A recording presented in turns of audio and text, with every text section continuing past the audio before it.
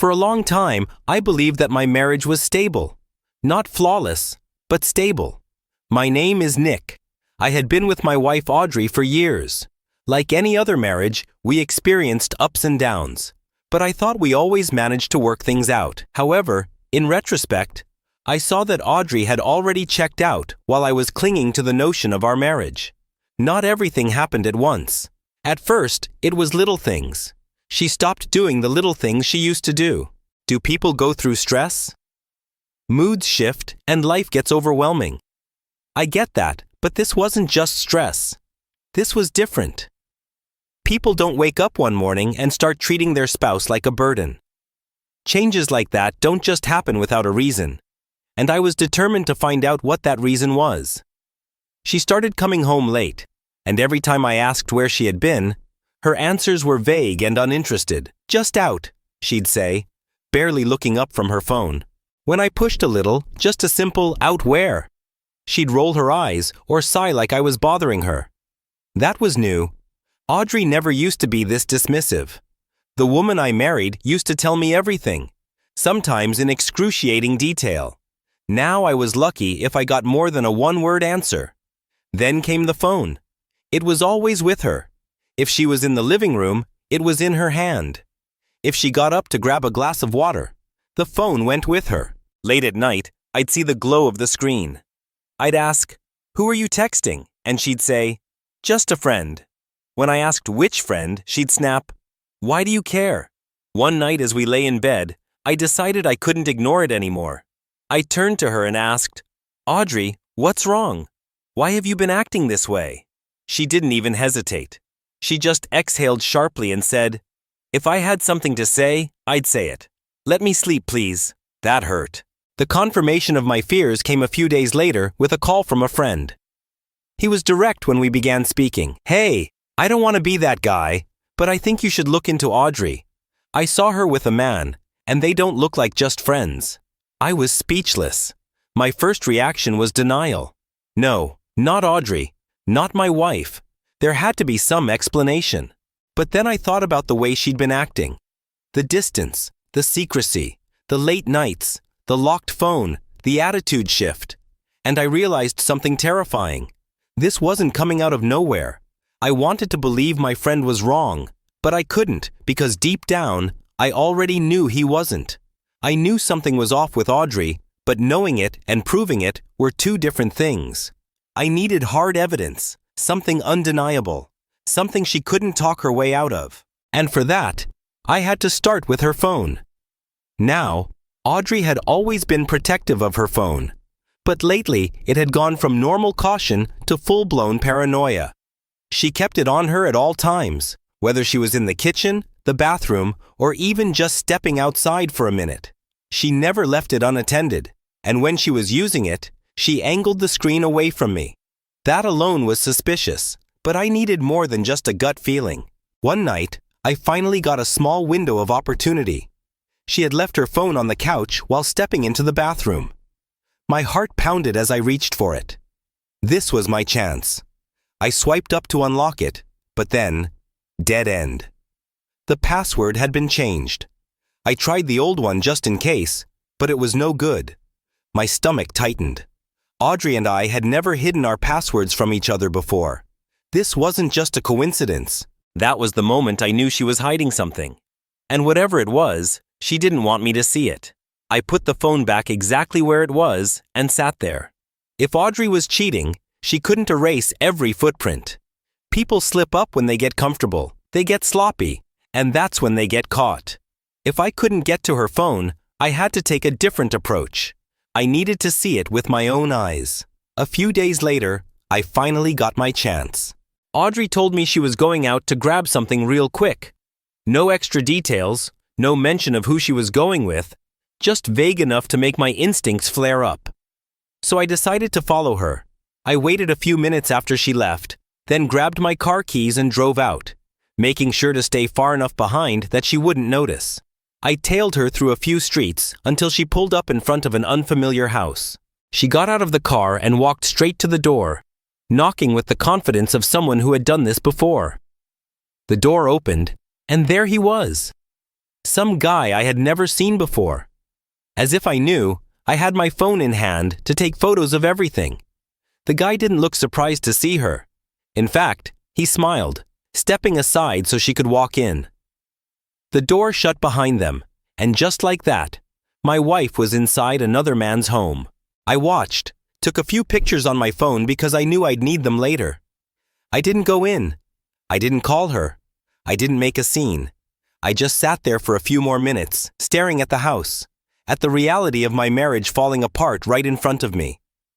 Then, without a word, I started my car and drove home. She came back later that night, acting completely normal. That was the part that got to me the most. I decided I had waited long enough. I wasn't going to let this drag on any longer. I called her into the living room and told her to sit down. She sighed, clearly annoyed, but she sat anyway, arms crossed, eyes fixed on me like she had better things to do. I took a deep breath, looked her dead in the eyes, and said, "I want you to end whatever's going on, or we're done." I didn't raise my voice. I didn't threaten. I just stated it as a fact. She frowned, shaking her head. "I don't know what you're talking about," she said, her voice flat. "There's nothing going on." I reached into my pocket, pulled out my phone, and turned the screen toward her. There they were. Clear pictures of her walking into his house, laughing with him. I watched her face as she looked at them. For a second, just a split second, she looked caught. Then, just as quickly, her expression changed. The guilt disappeared, replaced by something else. Anger. "You followed me? That's crazy," she snapped, her voice rising. "You don't trust me, so now you're stalking me? That's sick, Nick." I felt something inside me go cold. She wasn't sorry. She wasn't ashamed. She wasn't even surprised. Instead of taking responsibility, she was flipping it back on me, trying to make me the bad guy for finding out. I exhaled slowly, nodding to myself. "Okay," I said, standing up. "Got it." I didn't argue. There was no point. She had already made her choice. The next week was a blur of silence.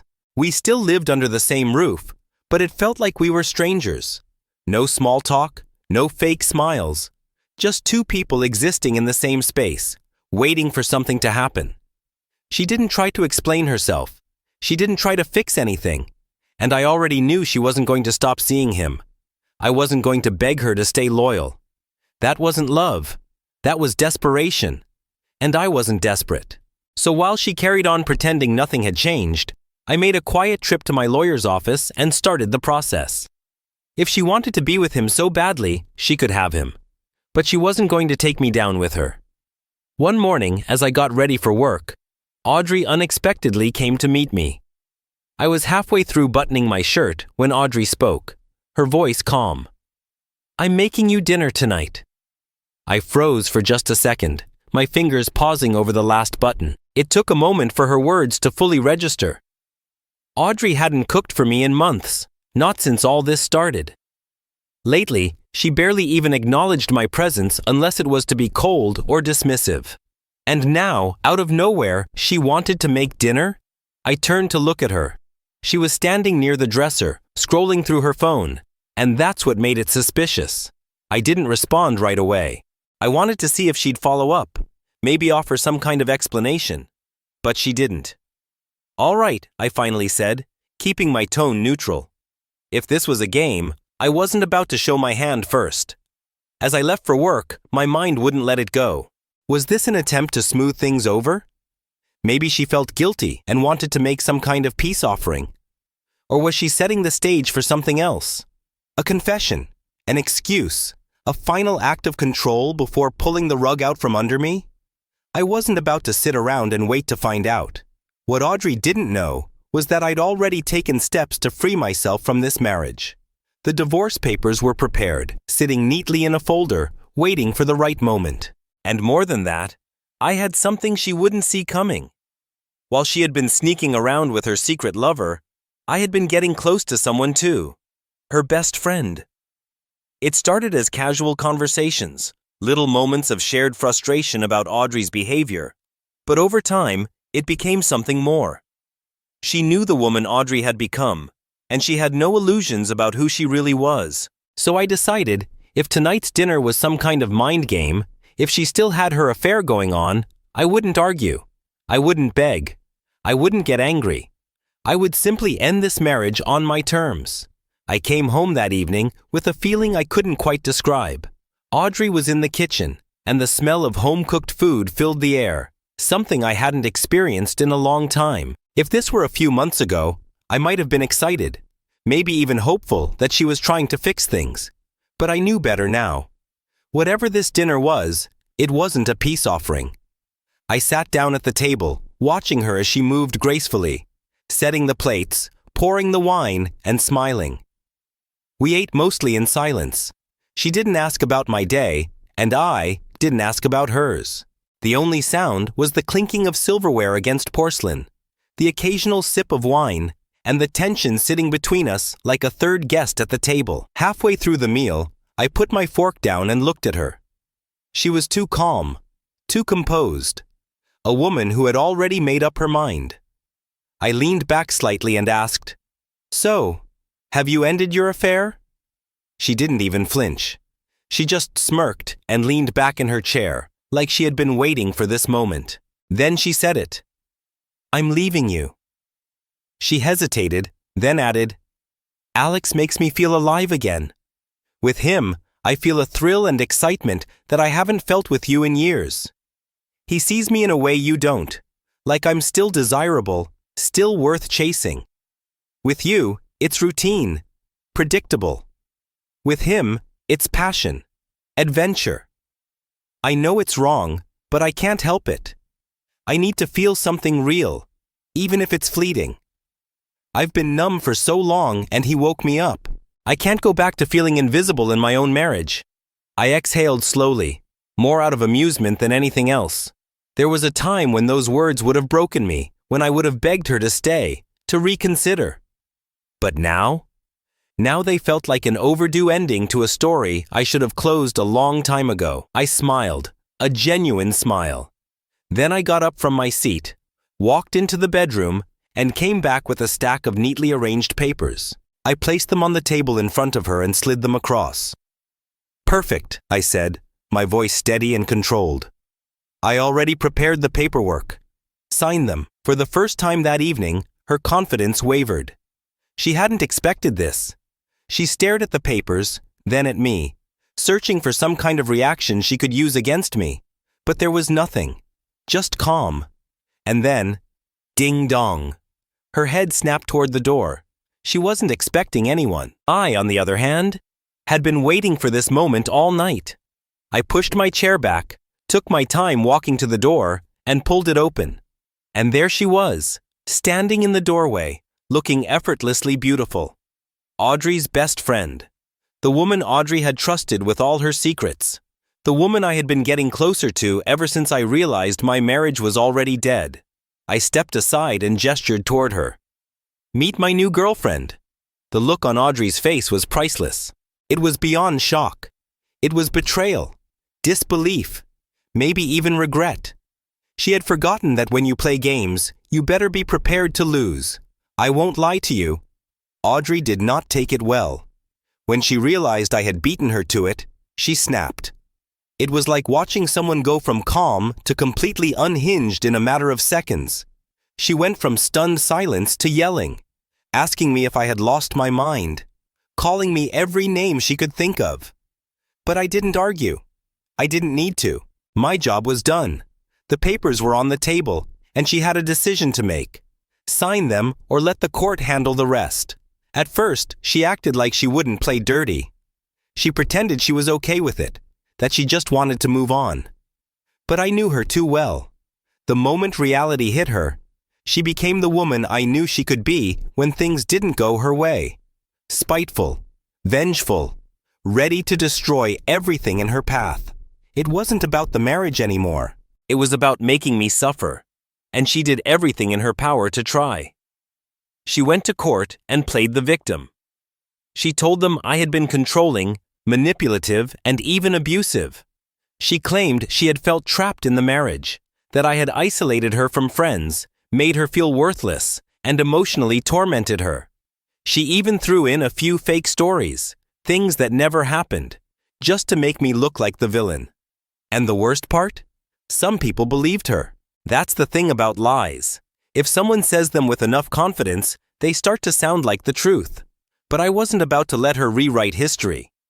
When my turn came, I let the evidence speak for itself. I had photos of her sneaking into her lover's house. I had text messages that made it painfully clear that this wasn't just some innocent friendship.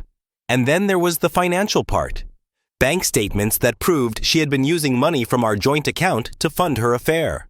My lawyer made sure to highlight every single detail, every withdrawal, every expense that linked back to her affair. But the real hit came when we talked about the emotional toll.